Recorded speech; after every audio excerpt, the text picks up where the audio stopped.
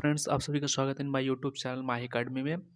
तो हम आज क्लास नंबर 3 देखते हैं। हम बेसिक इंट्रोडक्शन ऑफ इंडिया के बारे में हमने पढ़ चुका है, जो कि 1 और क्लास 2 में कंप्लीट हो चुकी है। और हम आज क्लास नंबर 3 देखेंगे।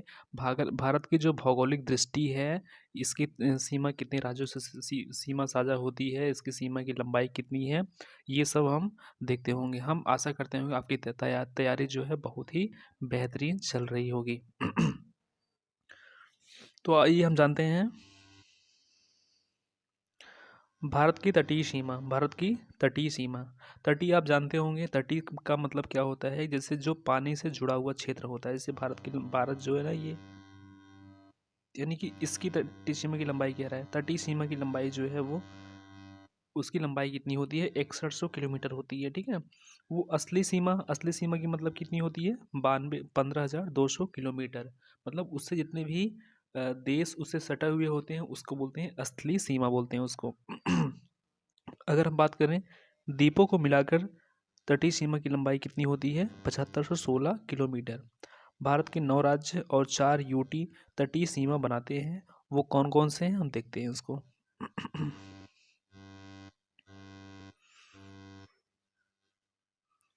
9 राज्य हम बात करें, 9 राज्य ऐसे बात करेंगे। यहाँ पे गोवा आ जाता है। इसके बाद कहाँ पे? महाराष्ट्र। यहाँ पे गुजरात। यहाँ पे क्या होता है? कर्नाटक। इसके बाद कर्नाटक, केरल। इसके बाद तमिलनाडु, आंध्र प्रदेश, उड़ीसा, वेस्ट बंगाल। यहाँ पे ये क्या होता है? ये पूर्वी तट होता है, ये पश्चिमी तट होता है। ये क्या कहलाता है? पूर्वी तट होता है। ठीक है। यहाँ पे गुजरात, महाराष्ट्र, गोवा, कर्नाटक, केरल, तमिलनाडु, आंध्र प्रदेश, उड़ीसा और वेस्ट बंगाल। जो इस साइड होता है ये वाला क्षेत्र, उसे बोलते हैं अरब सागर। यहाँ पे लक्षद्वीप पाया जाता है। यहाँ पे बैंक ऑफ बंगाल, मतलब कि अंडमान निकोबार इस साइड पाया जाता है। ठीक है। बे ऑफ बंगाल इसको बोलते हैं। देखो, पूर्वी तट में जो बिंदु कौन कौन से हैं? गुजरात है, महाराष्ट्र है, गोवा है, कर्नाटक है, केरल है। और पश्चिमी तट में ये पश्चिमी है, ये पूर्वी पश्चिमी कौन सा है? पश्चिम बंगाल, उड़ीसा, आंध्र प्रदेश और तमिलनाडु।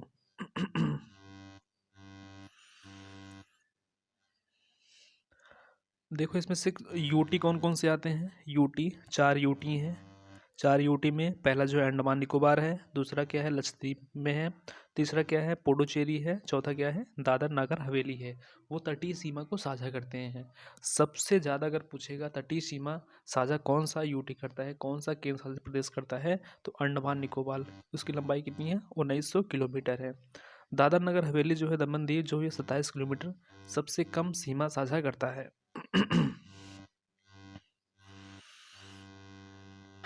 एक पॉइंट आ जाता है अगर पूछेगा कि सर्वाधिक तटीय सीमा बनाने वाले राज्य कौन से हैं। G80 एक ट्रिक है। जी से क्या होता है? गुजरात 1214 किलोमीटर सर्वाधिक। इसके बाद आंध्र प्रदेश 973 किलोमीटर। इसके बाद तमिलनाडु 960 किलोमीटर। सबसे कम तटीय सीमा बनाने वाला राज्य कौन सा है? गोवा। कितना है? 106 किलोमीटर। 106 kilometre, 106 kilometre. कर्क रेखा। कर्क रेखा जो है भारत के 8 राज्यों से होकर गुजरती है। भारत जो है वो उत्तर पूर्वी गोलार्ध में स्थित है। भारत जो है उत्तर पूर्वी गोलार्ध में स्थित है। यहाँ से इसके भारत के बीचों बीच से एक रेखा गुजरती है, उसे बोलते हैं कर्क रेखा, बोलते हैं। रेखा जो होती है वो 23.5 डिग्री उत्तरी गोलार्ध में स्थित होती है। इसके नीचे जो होता है वो अक्षांश रेखा होता है, वो 23.5 डिग्री साउथ हेमिस्फेयर में होता है, वो मकर रेखा होती है। अब इसमें भारत के जो राज्य गुजरते हैं वो कौन कौन से हो सकते हैं? भारत के जो राज्य होते हैं वो ऐसे हो सकते हैं। भारत के मतलब यहाँ से ऐसे गुजरती है रेखा, ये वाली। पहले नंबर पे यहाँ पे होता है गुजरात होता है। इसके बाद यहाँ पे क्या होता है? राजस्थान होता है। इसके बाद यहाँ पे क्या होता है? छत्तीसगढ़ होता है। इसके बाद यहाँ पे सॉरी, छत्तीसगढ़ नहीं, मध्य प्रदेश पहले होता है। मध्य प्रदेश के बाद क्या हो गया? छत्तीसगढ़ हो गया। छत्तीसगढ़ क्या हो गया? झारखंड हो गया। झारखंड के बाद क्या हो गया? पश्चिम बंगाल। पश्चिम बंगाल के बाद त्रिपुरा होता है और मिजोरम होता है। ठीक है। तो ऐसे 8 राज्य भारत से होकर गुजरते हैं। पहला गुजरात, इसके बाद राजस्थान, मध्य प्रदेश, छत्तीसगढ़, झारखंड, पश्चिम बंगाल, त्रिपुरा और मिजोरम। अगर आपसे बात करें कि कर्क रेखा के उत्तर साइड में कौन सा भारत का राज्य स्थित है, वो नागालैंड कहलाता है। एक ट्रिक है, मित पर गमछा झार। मी से क्या होगा मिजोरम, त्रा से क्या हो गया त्रिपुरा, पा से क्या हो गया पश्चिम बंगाल, रा से क्या हो गया राजस्थान, गा से हो गया गमछा, मा से क्या हो गया मध्य प्रदेश, और झा से हो गया छत्तीसगढ़, झा से क्या हो गया झारखंड। ठीक है।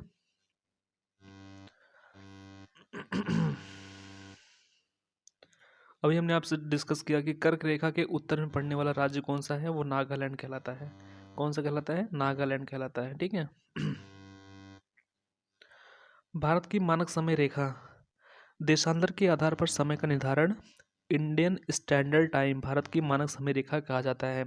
82.5 डिग्री पूर्वी देशांतर को भारत का मानक समय रेखा माना जाता है। मानक समय रेखा कुल 5 राज्यों से होकर जाता है। वो कौन कौन से होते हैं, उत्तर प्रदेश, मध्य प्रदेश, छत्तीसगढ़, ओडिशा और आंध्र प्रदेश। इसको आप याद करो कैसे, ए कोमू इधर आ, ए कोमू इधर आ।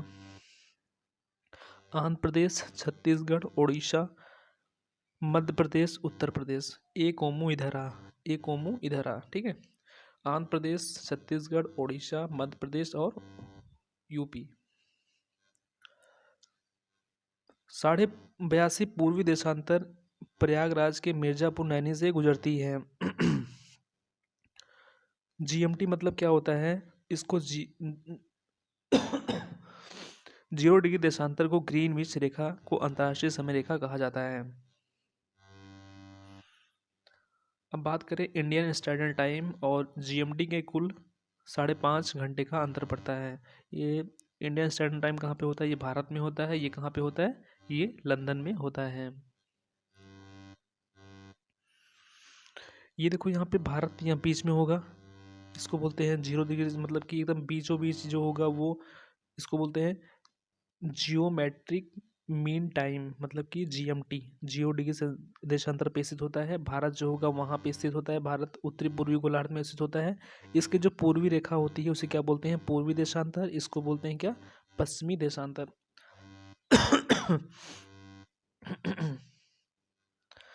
देखो यहाँ पे कह रहा है कि ये जो भारत है, भारत में यहाँ पे गुजरात है और यहाँ पे जो अरुणाचल प्रदेश है, उसके बीच में 30 डिग्री का अंतर होता है। 30 डिग्री का अंतर होता है।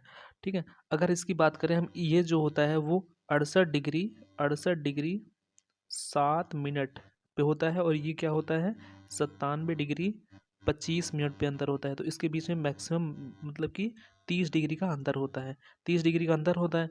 आप लोग जानते हो कि जो हमारी जो पृथ्वी होती है वो 360 डिग्री क्या होती है, वो घूमती रहती है। अब कितने घंटे में घूमती है, 24 हावर्स में घूमती है। 24 घंटे में कितना, 360 डिग्री। ठीक है। अब 30 डिग्री हमको निकालना है। यहाँ पे क्या करोगे, 24 बटे कितना 360, गुड़े कितना, गुड़े कितना 30, 30 जीरो से कैंसिल, ये कितना 12, 12 दूनी 24, यानी कि 2 घंटे का अंतर आ गया। यानी कितना, 2 घंटे का अंतर आ गया। दोनों के समय में कितना, 2 घंटे का अंतर आता है। सूर्य को अरुणाचल प्रदेश से गुजरात तक पहुंचने में 120 मिनट यानी कि 2 घंटे का समय लगता है। भारत का जल क्षेत्र मूल्य माने समुद्र की दूरी को नॉटिकल माइल में मापते हैं। एक नॉटिकल में क्या होता है, 1.852, यानी कि एक नॉटिकल मील में क्या होता है, 1.852 किलोमीटर। देखो ये पूछता है एग्जाम में बहुत ज़्यादा। आधार रेखा बेस रेखा कौन सी होती है, जो भारत का जो मैप होता है उसको जो मेन रेखा होती है उसे बोलते हैं आधार का, ये बेस लाइन कहलाती है। तो इसके चारों तरफ एक मतलब तटीय इलाका पाया जाता है, मतलब कि दलदली क्षेत्र पाया जाता है। उसे प्रादेशिक सीमा, आधार सीमा, समुद्री सीमा, संलग्न क्षेत्र, यही सब चीज़ जानते हैं। अगर हम मान लें आधार रेखा जो है बेस लाइन में क्या क्या बोलते हैं, आधार रेखा से प्रादेशिक सीमा की दूरी 12 नॉटिकल मील होती है, यानी कि 12 गुणे 1.85 किलोमीटर होती है। आधार रेखा से संलग्न क्षेत्र तक की समुद्री सीमा की दूरी 24 नॉटिकल मील होती है। अगर हम बात करें आधार रेखा से संलग्न क्षेत्र तक की समुद्री सीमा की दूरी 24 नॉटिकल मील होती है।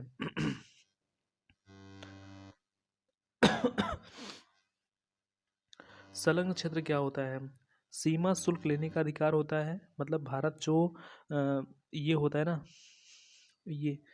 ये आधार रेखा हो गई, ये प्रादेशिक सीमा हो गई, ये क्या है समुद्री सीमा हो गई।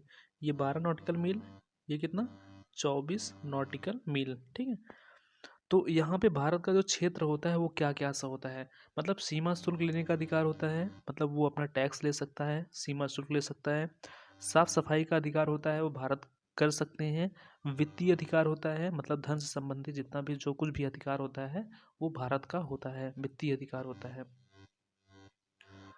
अगर हम बात करें अनन्य क्षेत्र, जो प्रादेशिक सीमा और सबसे लास्ट में होता है, ये आधार लाइन से अनन्य आर्थिक क्षेत्र तक की सीमा को हम अनन्य आर्थिक क्षेत्र का अधिकार कहते हैं। इसकी दूरी जो होती है वो 200 नॉटिकल मील होती है। अगर किलोमीटर में बात करें 200 मल्टीप्लाई 1.852 ये किलोमीटर में आ जाएगा, ठीक है।